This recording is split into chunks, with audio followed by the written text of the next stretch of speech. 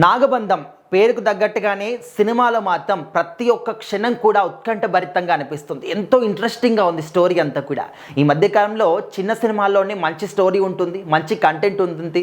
జనాలు కూడా చిన్న సినిమాలను ఎక్కువగా ఆదరిస్తూ ఉన్నారు. ఎందుకంటే పెద్ద పెద్ద లొకేషన్స్లో పెద్ద పెద్ద డైరెక్టర్లు, పెద్ద పెద్ద హీరోలు అండ్ భారీ భారీ సెటప్లో భారీగా అమౌంట్ ఖర్చు చేసి ప్రొడ్యూసర్లు, ఇదంతా కాకుండా చిన్న అమౌంట్ అయినప్పటికీ, కొత్తగా వచ్చినటువంటి హీరో హీరోయిన్స్ అయినప్పటికీ వాళ్ళు చేసినటువంటి పర్ఫార్మెన్స్, ముఖ్యంగా స్టోరీలో ఉండేటటువంటి కంటెంట్ని బట్టి సినిమాలు ముందుకెళ్తున్నాయి. జనాలు కూడా అలాంటి సినిమాలని ఆదరిస్తున్నారనేది మనము చాలా చిన్న సినిమాల విషయంలో చూసాం.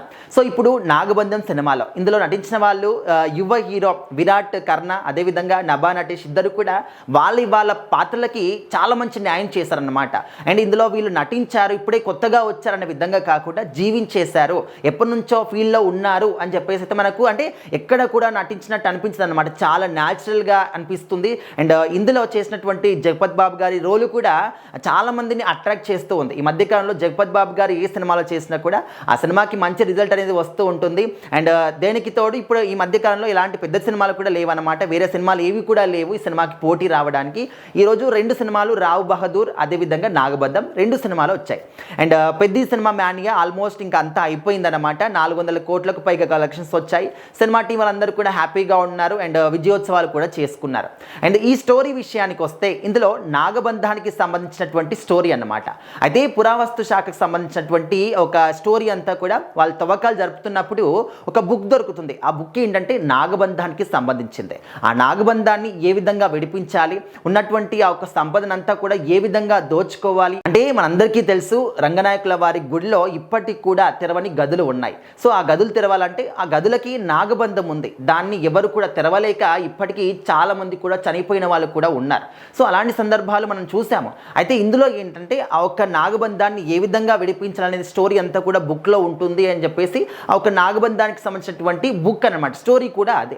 అయితే ఎవరికైతే ఆ ఒక బుక్ దొరికిందో అందులో ఇద్దరు ఉంటారనమాట. ఒక పర్సన్ ఏంటంటే ఈ బుక్ని మనము గవర్నమెంట్కి అప్పచెప్తాం అంటారు.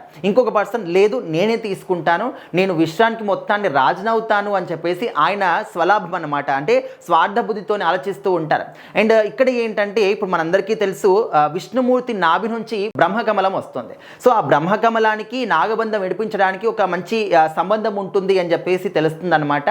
సో ఆ బ్రహ్మకమలం యొక్క వేట అనేది స్టోరీ అంతా కూడా జరుగుతుంది. సో మరి నాగబంధానికి ఆ బ్రహ్మకమలానికి స్టోరీ అంతా కూడా దీనిపైనే ఉంటుందన్నమాట.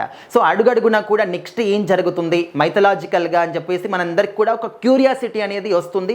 సో అందరిలో కూడా ఒక తెలియని మైకంలో కమ్మేస్తుంది అనమాట స్టోరీ చూస్తున్నంతసేపు కూడా. సో ఆ విధంగా అందరికి కూడా సినిమా నచ్చుతుంది. చిన్నపిల్లలు కూడా సినిమా చూడొచ్చు అని చెప్పేసి చెప్తున్నారనమాట.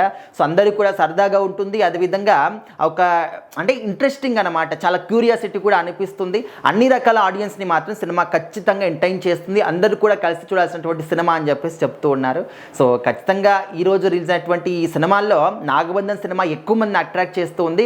గత వారం రోజుల నుంచి కూడా చాలామంది రావు బహదూర్ సినిమా గురించి కన్నా ఎక్కువగా కూడా నాగబంధం సినిమా గురించే మాట్లాడుకుంటున్నారు. సో మరి మనం పెట్టుకున్నటువంటి ఆ ఎక్స్పెక్టేషన్స్కి ధీటుగానే సినిమా స్టోరీ అంతా కూడా ప్రేక్షకులు కూడా అదేవిధంగా రివ్యూ చెప్తూ ఉన్నారనమాట. సో మరి మీరు ఒకవేళ ఈ సినిమా చూస్తుంటే ఏ విధంగా అనిపించింది, చూడకపోతే కూడా ఖచ్చితంగా వెళ్ళి చూసిన తర్వాత ఖచ్చితంగా కామెంట్ చేయండి.